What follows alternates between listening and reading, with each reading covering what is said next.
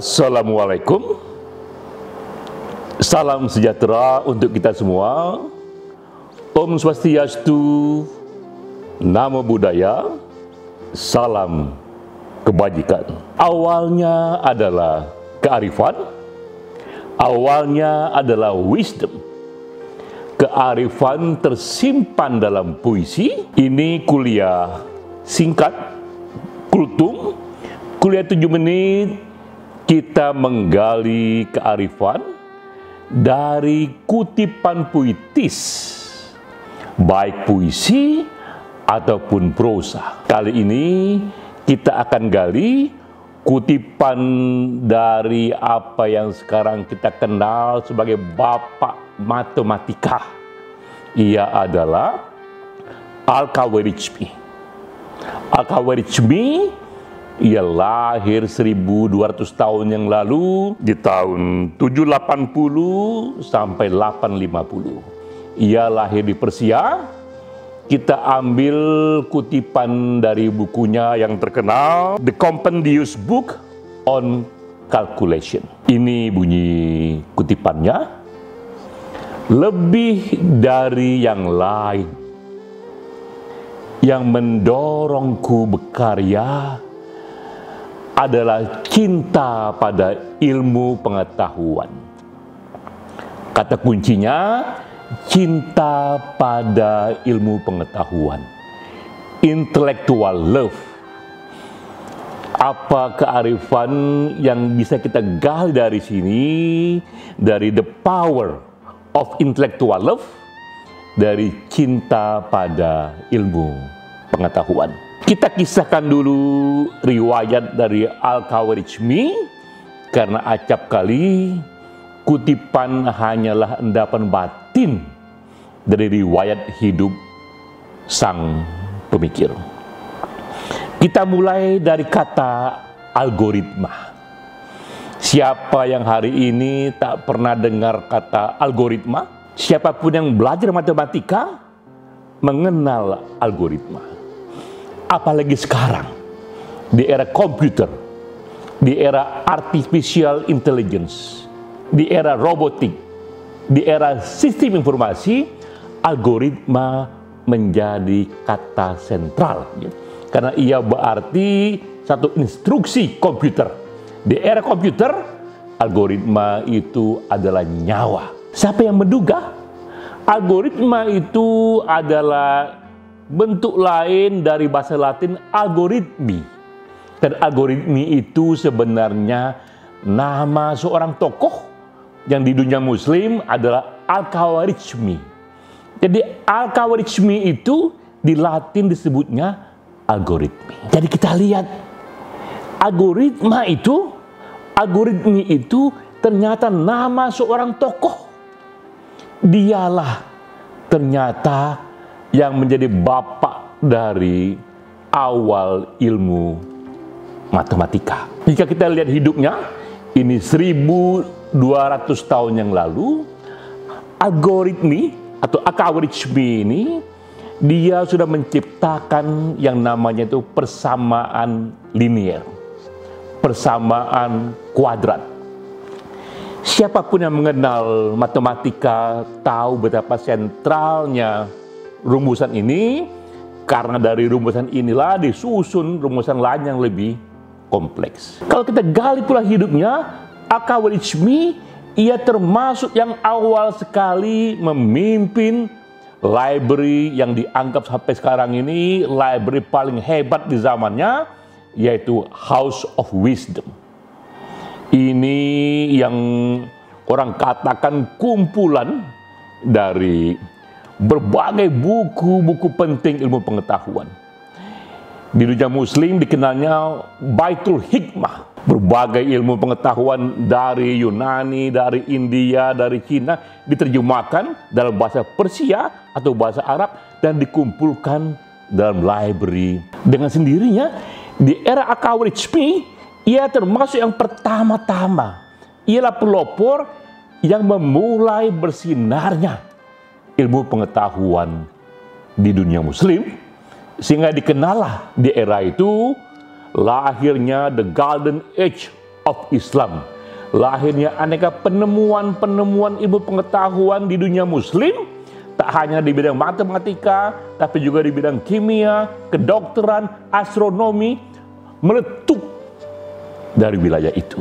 Al-Khawarizmi adalah termasuk yang pertama-tama yang memimpin perpustakaan itu.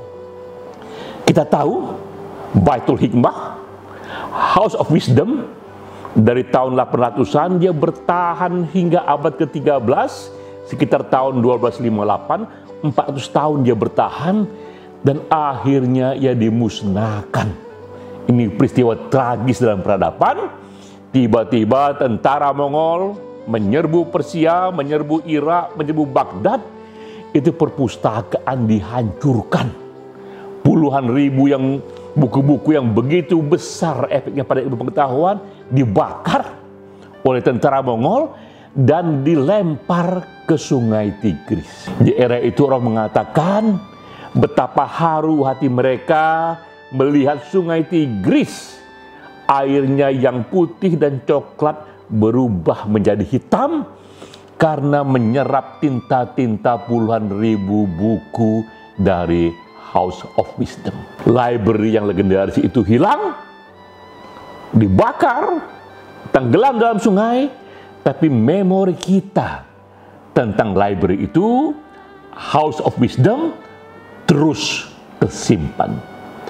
Kenangan kolektif kita tentang House of Wisdom terus tersimpan, termasuk juga kenangan kita tentang Al-Khawarizmi tetap hadir di sana. Dan semakin kita tahu, Al-Khawarizmi mengalami sendiri betapa di masanya begitu gemilang ilmu pengetahuan itu tumbuh, dan kita tahu penyebabnya apa yang dikutip oleh Al-Khawarizmi, bahwa akar dari semuanya adalah kecintaanku pada ilmu pengetahuan.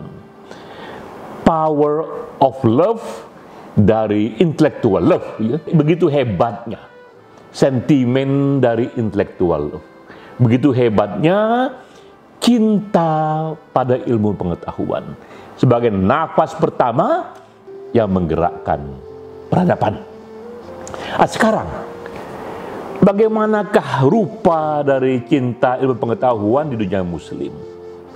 Bagaimanakah rupa intellectual love di dunia muslim pada era-era ini? Jika kita bandingkan dengan the golden age of Islam, kita pun merujuk data. Cukup kita sebut 3 data saja. Pertama, data dari penerima Nobel. Sekarang ini penduduk muslim nomor 2 di dunia secara populasi, jumlah mereka itu 25% dari total populasi dunia. 25% dari total populasi dunia itu adalah penduduk muslim. Namun dari segi hadiah Nobel, kita lihat Nobel yang pernah diterima oleh populasi muslim, oleh intelektual muslim per hari ini hanya 1,4% saja. Jadi kita lihat 25% populasi dunia hanya menerima 1,4% dari Nobel Prize. Kita bandingkan dengan penduduk Yahudi. Berapa banyak penduduk Yahudi? Jelaslah penduduk Yahudi jauh lebih sedikit. Dari persentage dunia kita tahu penduduk Yahudi hanya 0,2% dari populasi dunia. Tapi berapa banyak Nobel yang diterima oleh mereka yang berdarah Yahudi? Ternyata yang menerima Nobel dari mereka yang Yahudi itu 20%. Jadi kita lihat dari 100% penerima Nobel, 20% itu diterima oleh mereka yang Yahudi. Atau katakanlah dari 5 penerima Nobel, 1 adalah Yahudi. Padahal populasi mereka hanya 0,2%. Sementara populasi muslim yang 25% hanya menerima 1,4% saja dari hadiah Nobel. Nah, kita tahu Nobel sekarang ini dianggap puncak dari prestasi ilmu pengetahuan. Dan kita bertanya, di manakah itu intellectual love, cinta ilmu pengetahuan yang dikatakan al-Khawarizmi. Sekarang data kedua tidak hanya soal Nobel, data kedua adalah tentang seberapa banyak populasi yang menulis di jurnal akademik. Itu pun dicatat sekarang ini. Jurnal akademiknya kita tahu, dan populasi dari country mana kita tahu, negara mana kita tahu. 1 sampai dengan 14 negara paling banyak yang menulis di jurnal akademik, itu tak satu pun dari negara muslim. Negara muslim baru masuk ke ranking ke-15, yaitu Iran. Ranking 17 itu Turki, ranking 19 itu Indonesia. Jadi kita lihat, bahkan dari tradisi menulis di jurnal akademik pun, dunia muslim rankingnya belasan. Ranking 1 sampai 14 bukan dari dunia muslim. Itu data kedua. Data ketiga, kita lihat dari seberapa banyak dana yang disediakan pemerintah untuk riset dan pengembangan, untuk pengembangan dunia intelektual itu. Kembali kita ada datanya bahwa umumnya di negara-negara maju seperti Amerika, Jerman, Jepang, 3% dari kekayaan ekonomi mereka yang diukur dari GDP PPP. Ini istilah lagi ya, GDP PPP. Satu negara, umumnya di negara-negara maju seperti Amerika, Jerman, Jepang, 3% minimal dari kekayaan negaranya itu digunakan untuk riset dan ilmu pengetahuan. Bagaimana dengan negara muslim? Kembali ada datanya, di negara muslim dana yang digunakan untuk riset rata-rata di bawah 1,2%. Jadi kita lihat, itulah kondisi sekarang di dunia muslim. Dilihat dari penerima Nobel begitu sedikitnya, menulis di jurnal akademik juga begitu sedikitnya, bahkan komitmen pemerintah mengembangkan riset dan pengetahuan di negara-negara yang mayoritasnya muslim juga begitu sedikitnya. Saat itulah kita kembali teringat kepada seorang scholar besar muslim, al-Khawarizmi, yang kala itu ia ikut meletakkan letupan dari The Golden Age of Islam, dan ia katakan awalnya adalah cintaku pada ilmu pengetahuan, intellectual love. Lalu sekarang kita terdiam dan berkata, di manakah bersembunyi cinta ilmu pengetahuan itu di dunia muslim? Ketika kita melihat data-data yang ada dibandingkan dengan dunia di luar muslim. Sekarang apa yang bisa kita lakukan? Kita sekarang ini hidup di era Google, public library dari dunia di internet minta ampun hebatnya. Riset-riset yang tersimpan di era Google ini yang kita bisa akses dari beranda rumah kita, dari handphone kita, mungkin 1000 kali lebih banyak dari House of Wisdom, 1000 kali lebih banyak dari Baitul Hikmah. Cukup dengan handphone, dari kamar mandi kita, dari beranda, dari taman, di dalam bis kota, bisa kita akses. Begitu besar peluang kita untuk masuk ke dalam library dunia.